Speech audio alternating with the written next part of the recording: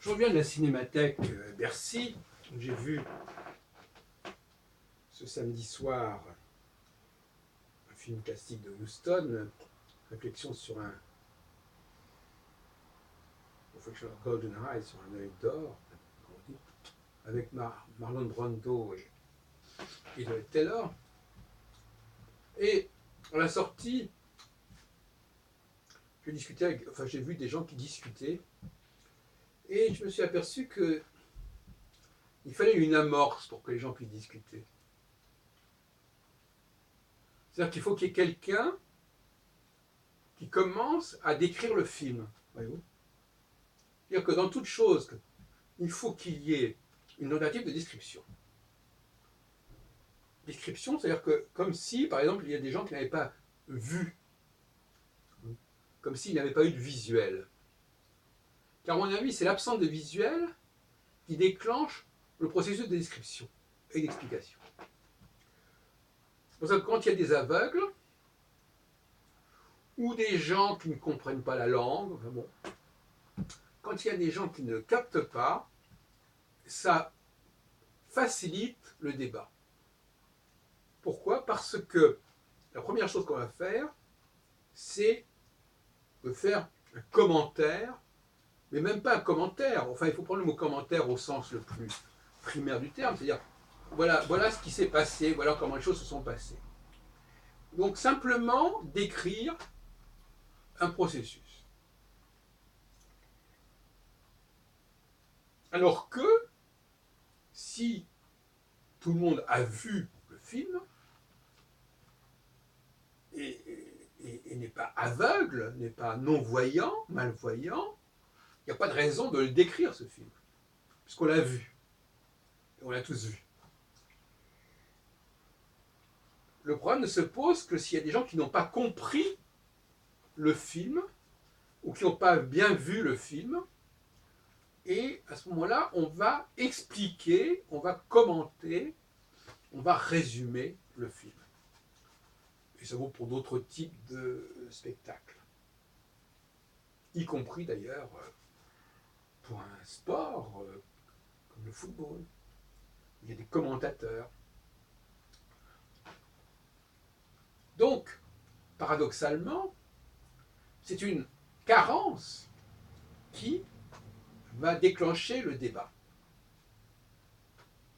Si personne n'est déficient au niveau de percevoir les choses, il n'y a pas de raison d'explication ni de description. Et donc, il n'y a pas de débat. En revanche, dès qu'il y a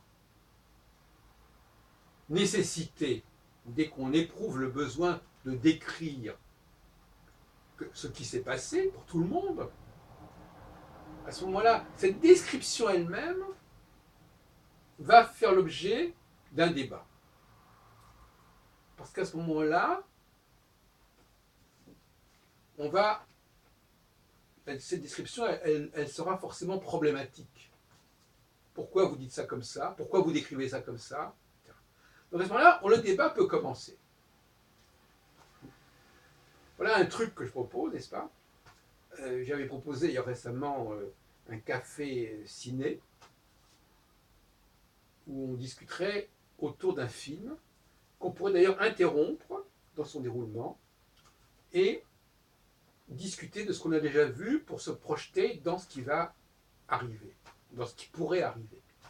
Ça aussi, c'est intéressant parce que quand il y a une interrogation, dans quelque chose qu'on ne connaît pas, là aussi, on peut se lancer dans des explications, dans des propositions.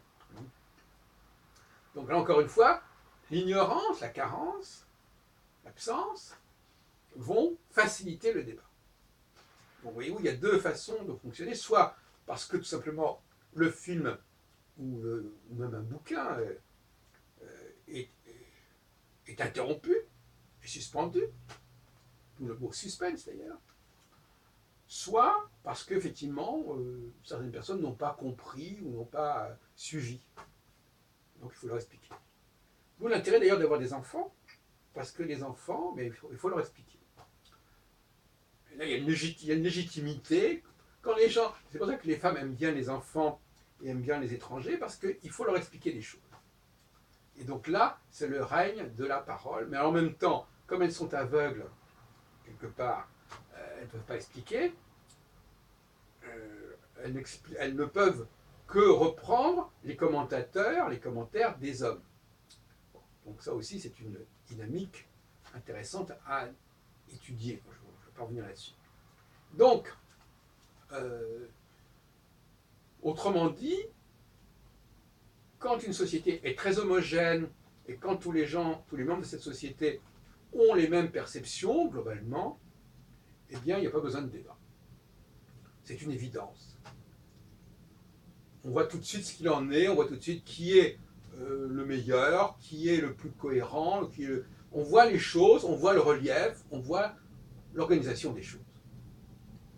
Dès que on met dans le groupe des personnes étrangères qui ne partagent pas les mêmes valeurs, qui n'ont pas la même sensorialité à la limite, qui n'ont pas les mêmes repères, ça devient extrêmement compliqué. À ce moment-là, il faut voter, il faut discuter, etc. On n'est plus dans l'évidence. Le mot évidence est un mot qui vient du verbe voir, vidéo. Et donc, quand on ne voit pas, on n'est plus dans l'évidence. Et quand on n'est plus dans l'évidence, ben, il faut parler, il faut palabrer, il faut voter, il faut débattre. Donc les choses, c'est pour ça que je dis, je suis pour un communautarisme intelligent où chaque groupe se mettrait d'accord sur des solutions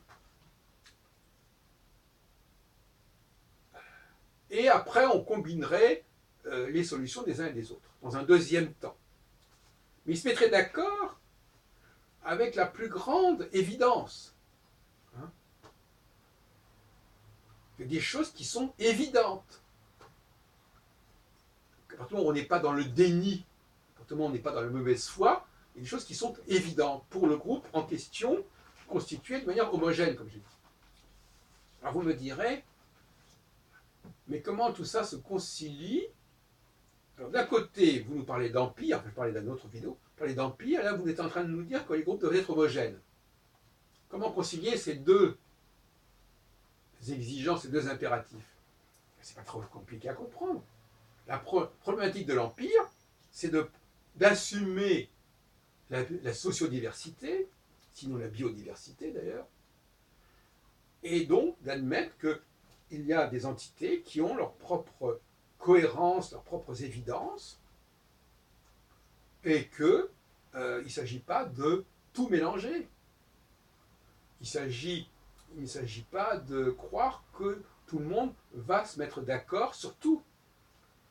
Il s'agit simplement que chaque groupe fonctionne rationnellement et l'État impérial va harmoniser, va faire communiquer ces différents groupes à travers, sur la base de ce que chaque groupe aura instauré.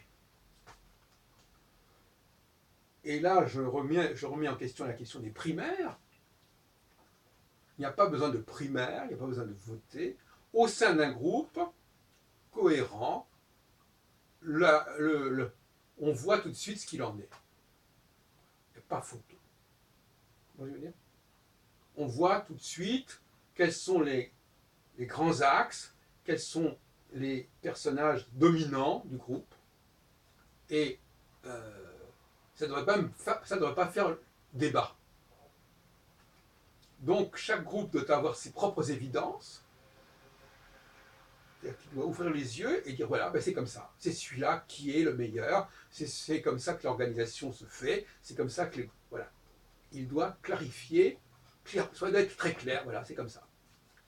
Et si chaque groupe, comme on dit, n'est-ce pas, on y a l'expression les oies seront bien gardées. Oui, chaque groupe doit garder ses oies, doit apporter sa clarté sur lui-même déjà, et l'État va coordonner l'ensemble de ces groupes. Voilà ce que je pense.